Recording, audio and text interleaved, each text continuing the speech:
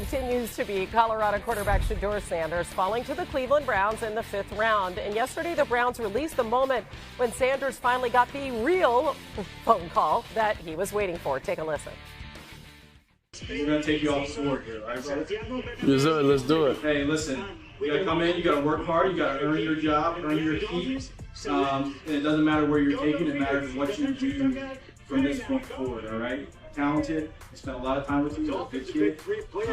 Let's get ready to go to work and improve all the past week. I love it. The motivation. Cleveland, so fascinating.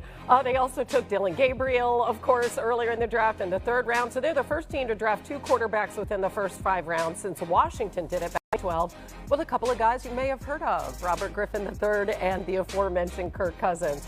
Deshaun Watson continues to rehab from that torn Achilles. Cleveland also signed 40-year-old Joe Flacco, and they traded with the Eagles for Kenny Pickett. And then there's this. Jordan Reed released his way too early first-round mock draft for 2026 on ESPN.com. The Browns are going to have a pair of first-round picks next year, and believe it or not, Jordan has the Browns trading to get the number 1 pick and take Clemson quarterback Cade Klubnik. I mean, I don't know about you, but that's a total of 5 quarterbacks on the roster. We got rookie training camp beginning next week, so a couple of them will be in action. D. Woody, how should they handle this? Well, Hannah, listen, I would, if I'm Kevin Stefanski, my focus would be on the 2 drafted players. We know what Joe Flacco is, and we know what Kenny Pickett is.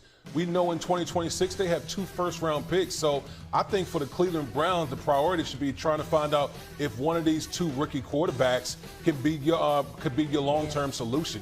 Kevin Stefanski is one of the best play callers in the National Football League, and so I think both these guys will have a great opportunity to really try to establish themselves this year and this year only.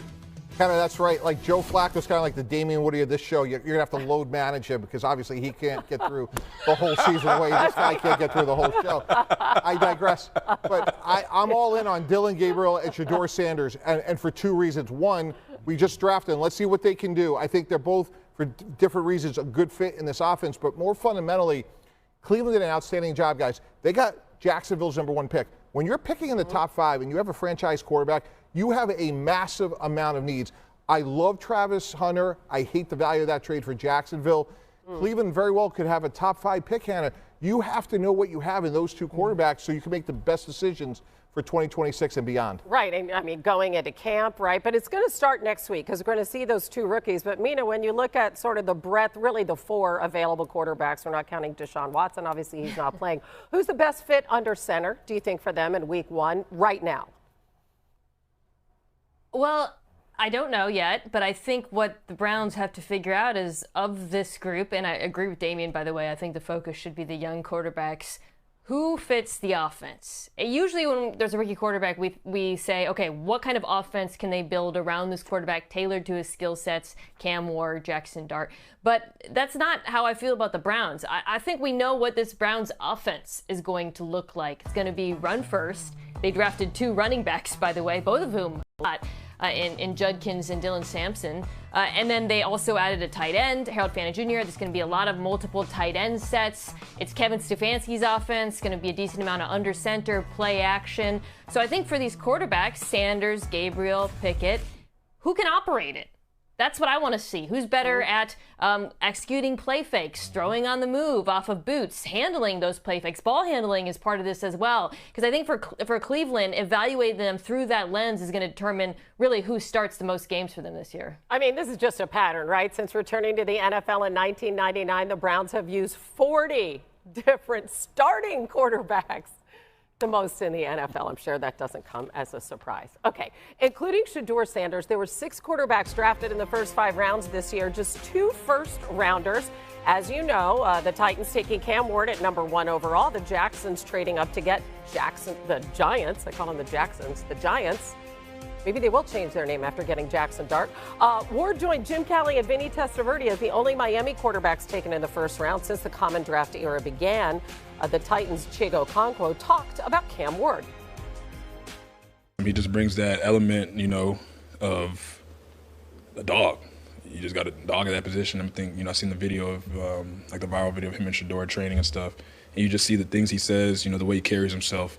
He just kind of has like all the intangibles that you want in that position. Bro, they gave you a completion percentage award, and all you did was throw check downs and bubble screens. That's actually crazy. If I did that, my completion percentage would be 90.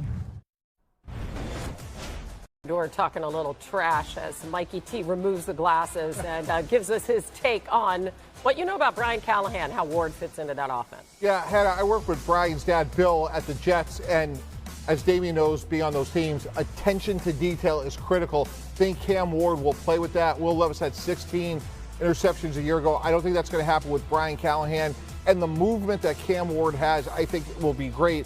On the boots, the rollouts, throwing on the move, I think will be a great fit. So I don't think Will Levis's career is over, but this is Cam Ward from day one. I think they will be massively improved. I think they'll be more explosive, and more importantly, he will cut down on turnovers. Yep. Meanwhile, let's turn our attention to Tyler Shuck. He was drafted 40th overall to the Saints. Mina, with Kellen Moore now in charge there in New Orleans, how can he set up this quarterback for success? Tyler Shuck's a really pro-ready quarterback. He's got a ton of arm talent, both in terms of strength and the ability to make throws off platform, different angles, excellent with RPOs, good throwing on the move. He's got nice athleticism. If he has a flaw, aside of the age, it's that he struggles under pressure. So I think that's job one for Kellen Moore. What can you do to mitigate pressure? And also to get Tyler Shuck to play faster, which factors into that. They drafted an offensive lineman in the first round, which I love for New Orleans, but some of this will also be through scheme as well. That's what he can do to help this young quarterback succeed. Meanwhile, in Seattle, they draft Jalen Milroe in the third round. D. Woody, I know the Hawks signed Sam Darnold, obviously, this offseason. Milroe, though, is he ready to start? No, Hannah, he's not ready to start. He still has some developing to do as a passer, things he needs to learn. But here's what he is. Walking into the National Football, he's one of the most explosive athletes at the quarterback position.